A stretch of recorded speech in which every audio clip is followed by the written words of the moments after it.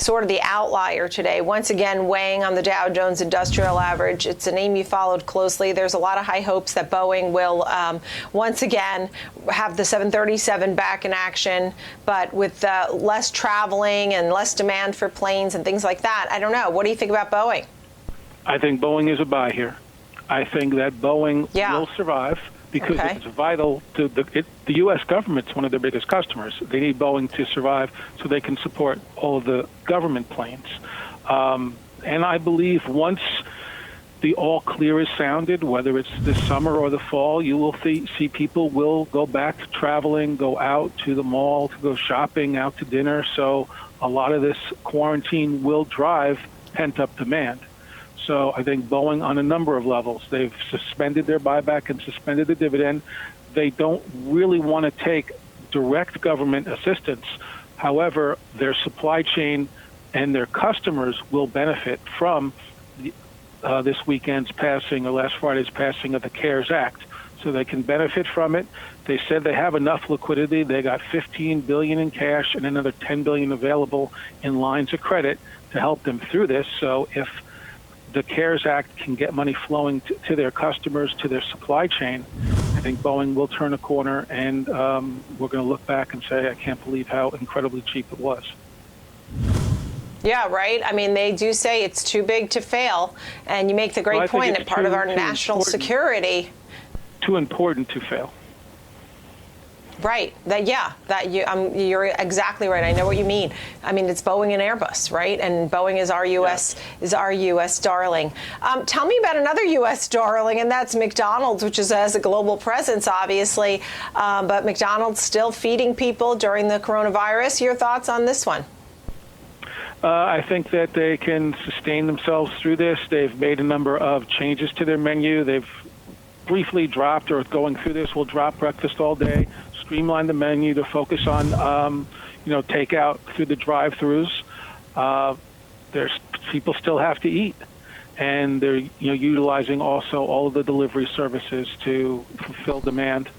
So McDonald's well capitalized, and I think is one of the stocks that will make it through this. They don't need any government assistance, so their dividend is not in jeopardy. They have almost a 3% dividend yield here. So McDonald's is one of those names that, in good times and bad times does well. Ivan, we just spoke with someone from the NASDAQ, a senior analyst from the NASDAQ, who was telling us about the selling that was occurring, and some of it with algorithms and certain funds and this herd mentality. Where does that leave the regular folks, the mom and pops around America who, don't follow the algos?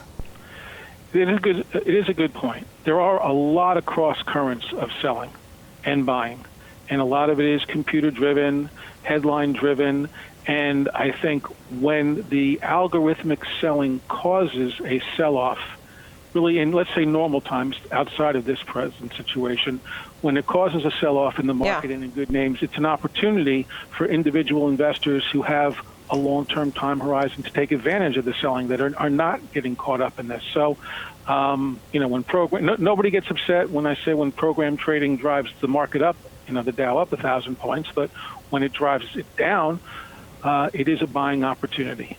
And it is a lot of cross currents and computers, these algorithms are driven by signals, and sometimes signals get crossed. There's mixed signals, it's cross, headlines. There's a lot of different factors that drive algorithmic action. And a lot of times it creates an opportunity either in individual stocks or the market as a whole. So what kind of timeline do you think we're looking at? I mean, people have lost their jobs. It's a very dire situation right now, this month, right now. What kind of timeline do you see things improving? Well, the first thing we need to see is the containment of the number of cases. So it is still rising. So we need to see a peak in that, which they are saying could happen by the end of April. Then it would be great to see some type of vaccine, which even Johnson & Johnson has now committed $1 billion and is working with the U.S. government to start clinical trials this September to hopefully have a vaccine early in 2021. That's still, almost a year away. So, it is a dire picture, but I think that you could see some level of normality coming as they contain it, and then the better weather, and people do build up their own immunity to things. So hopefully, I'm thinking by late spring, early summer, we see some light at the end of the tunnel to this. But it's going to be a tough few months.